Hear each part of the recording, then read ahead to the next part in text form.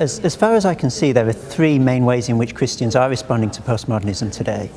First of all, there's a wholesale adoption of postmodern ideas, thinking that they're in some way almost the next reformation that the church needs. Then there's a completely opposite way, which is to reject postmodernism wholesale as some decay of truth that is destroying Christianity. And then there's a middle way, which is to say that although postmodernism is doing things that are useful in terms of negating some of the excesses of modernism, that it's nevertheless also to be resisted. And I characterize these as either to swallow, to spit, or to sieve postmodernism. What I'm trying to do is bring something new to the table today, or at least hopefully a fresh emphasis that may have been neglected in these three usual ways of looking at postmodernism, which is to try, first of all, to frame postmodernism positively.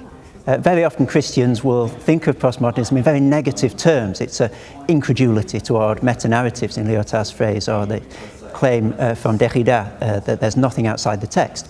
And while I don't want to say that those are fruitless ways of looking at postmodernism, I wonder if you like to put the other side and say, what is the positive value, or what is the desire that is driving this skepticism within postmodernism?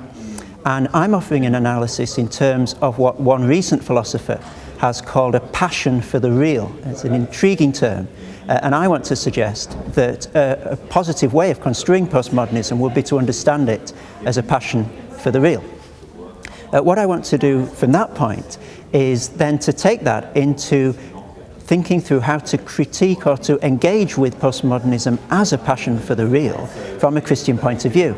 And I'm terribly indebted at this point to a pastor in New York called Tim Keller. And I take a particular schema from some of his writings and try and think through how Christians might positively engage with postmodernism through some ideas that Keller's developed. And what I really hope to be offering is a fresh way of dealing with postmodernism that neither demonizes it nor sees it as the knight coming on the white charger to save us from modernism, but allows us to meet postmoderns, if you like, where they're at, in terms and using vocabulary that postmoderns themselves use and understand, in order to walk alongside and to eventually point to the gospel and to Jesus Christ as well.